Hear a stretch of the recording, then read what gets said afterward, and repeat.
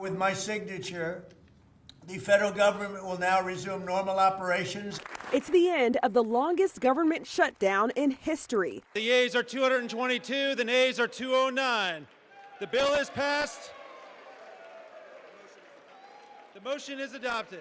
But going into the vote, some House Democrats slammed the bill. I think it is a raw deal for the American people. The deal to end the shutdown includes job restoration for thousands of federal workers fired during the shutdown, back pay for furloughed workers, protections against mass federal layoffs through the end of the fiscal year, and funding SNAP benefits through the 2026 fiscal year. But it's what the bill doesn't include that is getting the most reaction, an extension of the Enhanced Affordable Care Act subsidies, which millions of Americans rely on. They're set to expire at the end of the year. Every person in our country has lost a loved one to cancer, and yet you would vote to deny people life-saving cancer treatment and research. Republicans control the House, the Senate, and the White House, and with the majority, you have chosen to enact harm to make people hungrier, poorer, sicker, and less safe. Republicans have promised a future Senate vote on ACA subsidies. The House, though, has not committed to taking it up. After the vote, House Speaker Mike Johnson placed blame for the shutdown squarely on Democrats. Absolutely no question in anybody's mind now that the Democrats were responsible for this. I'm Sherelle Hubbard reporting. The U.S. government is finally back open, but the fallout continues. It costs about $15 billion a week, and it accumulates to maybe 1.5% of GDP. While there's relief for travelers, I am happy that it'll get back to some kind of normalcy. Flight delays and cancellations are expected to linger as air traffic control facilities staff back up. Thursday, nearly 1,000 flights were canceled due to those staffing issues, FAA mandated cuts to keep the airspace safe, and unrelated reasons. It remains unclear when regular operations will resume. It's going to take a long time. The problem is that the cascading effect that has occurred during the government shutdown is going to just kind of build on top of itself. Across federal agencies, the hundreds of thousands of furloughed workers will have to address a more than 6-week backlog of work, from food safety inspections to NASA operations to tax refunds. Federal workers say it takes time to get things back up and running. And the battle on Capitol Hill still isn't over. There are no guarantees Congress will extend the health care subsidies set to expire at the end of the year, something demanded by Democrats as Affordable Care Act enrollees brace for premium increases. It went from $400 that we're paying right now to $1,975 for the same policy. The legislation also only funds most of the government through January, which means in less than 3 months, the government could close its doors again. In Atlanta, I'm Ivan Rodriguez. At least it's nice out, right? Tom Dempsey with News Nation. I was hoping you could talk about the impact of the government shutdown now being over and the effort to get federal workers paid. Well, our Council of Economic Advisors said that it cost about $15 billion a week, and it accumulates to maybe 1.5% of GDP when you account for multiplier effects. And their current estimate is that 60,000 Americans, not government workers, have lost their jobs because of the reduced economic output. Affordability has become a key word after Election Day last week. How has President Trump, from your perspective, made things more affordable for Americans? Oh, I mean, the first thing that we've done is we've stopped the runaway inflation. And the second thing we've done is we've pushed policies that have caused incomes to grow a lot. But we understand that people understand as they look at their pocketbooks and go to the grocery store that there's still work to do. The way I summarize all the stats we look at is that real purchasing power for a typical worker dropped $3,400 under President Biden and has gone up $1,200 so far today. But Americans rightly are frustrated that they're still $2,000 short. And that's something that we're going to fix, and we're going to fix it right away. Kevin, Swiss negotiators were coming to D.C. last night to talk to the White House about a trade deal. Do you expect there'll be an agreement there? I wasn't participating in that conversation last night, so I've not been read in yet. On the economic impact of the shutdown, you mentioned that it will impact the GDP, federal GDP number. What magnitude? Oh yeah, it's about 1 to 1.5%. I think that at the beginning of the quarter, we were expecting a 3 to 4% GDP number in the fourth quarter, which would be consistent with the numbers over the last 2 quarters. And so now you're looking at something about half of that. How realistic are these $2,000 tariff checks that the president wants to send to all Americans? Is that actually going to happen? Well, it's something that will require legislation. But if you look at how much tariff revenue has been coming in, then there would actually be enough room to cover those checks and not go into the rest of the budget. So yeah, there would be enough money to pay for the $2,000 checks. So are you actually actively working with Congress to try to make that happen? And we're actively studying the matter and getting the numbers straight so the president has all the choices he needs to decide what to do. You talked about the impact on... When can furloughed employees expect to get paid back? We expect that people who were actually brought back in as essential employees a couple days early so that the furloughed employees could get their checks as soon as possible. And I was really pleased to see some of my furloughed employees show up today, and there's a lot of hugging and smiling. I think that the payments will come probably early next week. Next week? I think that's what maybe even before. There really has been an aggressive effort to get people to get their checks as soon as possible. Can you talk about the lack of economic data this month? How much is that going to impact you going forward, especially as you're talking about that issue of affordability? Well, there's some data. The September jobs report has already been cooked, and we expect we might get that next week. It just hasn't been released. The October employment report for the payroll side will be able to be calculated, but the household survey wasn't completed. So we'll get sort of half the jobs report. Most everything else, I think, we'll be able to concoct the correct number after we look back. But we will never know what the unemployment rate was in October because there wasn't a household survey. With that, I thank you all for your attention. Thank you. From the nation's capital, this is the National News Desk, America's News. Now, thank you for joining us. I'm Dee Gatton, and we are starting with breaking news tonight. The government shutdown coming to an end nearly after 43 days, with President Trump expected to sign the spending bill into law just moments from now. We have team coverage. Jeff Harris covers the fallout from newly released emails related to Jeffrey Epstein as the House reconvenes for the first time in nearly 2 months. But first, we go to Ryan Smith at the live desk with more on this vote, Ryan, to end the historic shutdown. Yeah, that critical vote coming in late tonight, just about 90 minutes ago. And again, President Trump plans to act quickly tonight. We are waiting for him at the White House to sign that funding bill into law really at any moment now. And remember, this was the first time the House was in session in nearly 2 months, backwards till September 19th, you'd have to go. Similar to what we saw play out on the Senate side, there was a Democratic division tonight. 6 House Democrats, you see the lineup right there, voted the measure through alongside with their Republican counterparts. Now, in the end, a historic 43-day shutdown here, and Democrats did not get an extension for enhanced tax credits that lower the cost of health care through the Affordable Care Act. Meantime, Democrats say the fight is not over. Either Republicans finally decide to extend the Affordable Care Act tax credits this year, or the American people will throw Republicans out of their jobs next year. Democrats in Congress, including the minority whip, shamefully admitted they were using the misery they inflicted on the American people as leverage to achieve their leftist wish lists of demands. This legislation now funds the government through at least January 30th and provides funding for some government agencies through the end of the fiscal year. As for air travel out there, the impacts there, FAA officials saying tonight more air traffic controllers indeed are coming back to work. And because of that, those mandated flight reductions we've been reporting on for the last few days, those will remain at 6% instead of increasing to the planned 10% at the end of this week. Speaking of, even with a critical vote tonight, aviation industry leaders warn staffing shortages impacting air traffic control towers nationwide may still persist into the holiday season. Transportation Secretary Sean Duffy says the ATC Training Academy remained operational during the shutdown, offering some hope that reinforcements are on the way, though the stalemate in Washington may have hampered progress.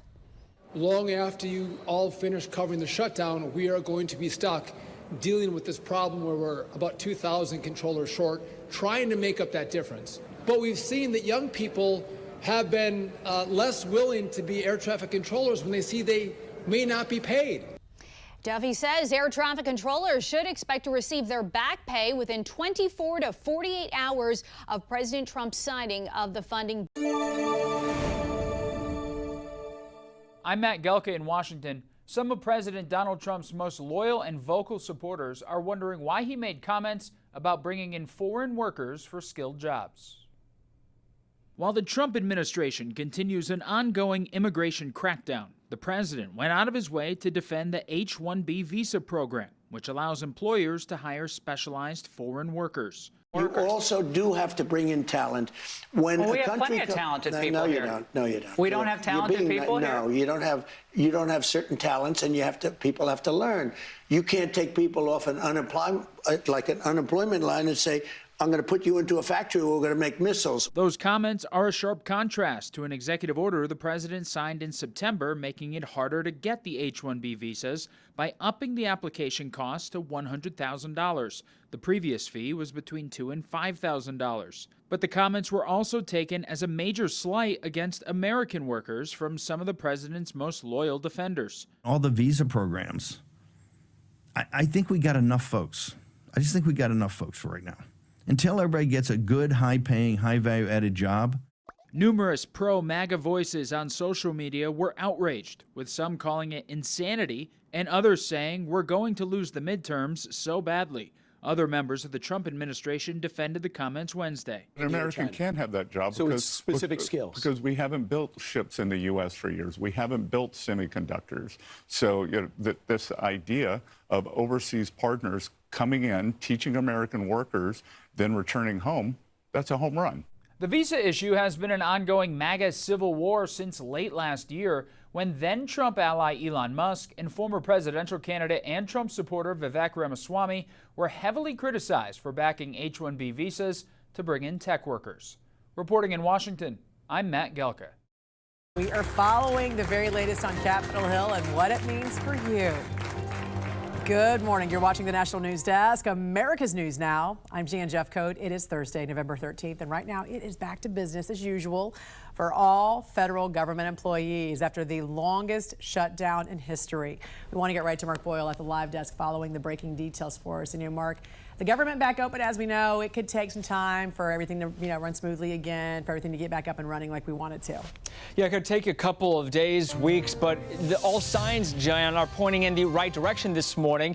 So many families have been feeling the pain for more than 40 days, of course, with the government shutdown. Now it is reopened. Thousands of federal workers who are furloughed or worked without pay will go back to work. Many of us have been dealing with delays and cancellations at the airport. We're seeing things improve there already this morning. After weeks of back and forth, that spending bill made it to the president's desk late last night. With my signature, the federal government will now resume normal operations, and my administration and our partners in Congress will continue our work to lower the cost of living, restore public safety, grow our economy, and make America affordable again. Getting the legislation over the finish line wasn't too hard at this point. Not too many headaches. Lawmakers voted 222 to 209 for that package, pretty close to party lines. There were 6 Democrats that broke with their party and voted with Republicans. Now funding is going to start to flow for government programs, paying government employees like the ATC workers at the airport. So we should see really big improvements at our nation's airports. Already thousands of delays and cancellations. We've seen that. Last weekend was a disaster. FAA moved to freeze flight restrictions. They were set to go up to 8% this morning. They are holding steady at 6%, all thanks to the government reopening. The DOT also noting it's starting to see a lot of its workers come back, which is good news as well. Here's a look at the misery map this morning. Gives us a pretty good indicator of where things stand. Not too much red. The more red you see on this map, the more delays and cancellations. No major things to note. Another pain point during all of this, of course, the SNAP benefits. The USDA says money will be flowing by the end of the week. 42 million Americans rely on SNAP. The federal funding will last through January. And new this hour, we have just confirmed, the Smithsonian announcing most museums should open up by tomorrow, if not tomorrow, a rolling basis starting on Monday. Keep tabs of what's going on our website anytime, thenationaldesk.com, and right here at the live desk. After the longest government shutdown in history has finally come to an end, President Trump signed the bill last night after the House passed it with 6 Democrats crossing party lines in a vote of 222 to 209. And joining us now to discuss is Maryland Congressman Andy Harris. Congressman, good morning to you. Thanks for joining us. Good morning. You know, it's got to be so frustrating for you, especially because you're in a state where a lot of government workers were furloughed or they went without a paycheck. What changed? Why did we have to go through 6 weeks of all this nonsense? What got accomplished? Well, look, I think a handful of Democrats in both chambers finally realized that nothing was getting accomplished. This was the same deal that could have been made 40 days ago. The bottom line is that we put America through the air traffic control problems. We put them through the SNAP program, the food stamp problems. We had problems with our federal employees not getting paid. There was no need to do this. So fortunately, a small, rational group of Democrats joined the Republicans to get it out of the Senate. And then last night, we could have done it with only Republican votes, but actually were a handful of Democrats who agreed with us. It was time to end the government shutdown. Yeah, how soon can those government employees, along with military members, air traffic controllers, how soon can they expect to get their paychecks? What are the next steps? Well, we hear that some of them may be going out as early as tomorrow, more by Saturday, and then almost all of them by early next week. So it takes a little while. We could have avoided all this, but hopefully air traffic control will get back to normal. The food stamp monies will be released by tomorrow to the states, so those EBT cards should be able to be loaded.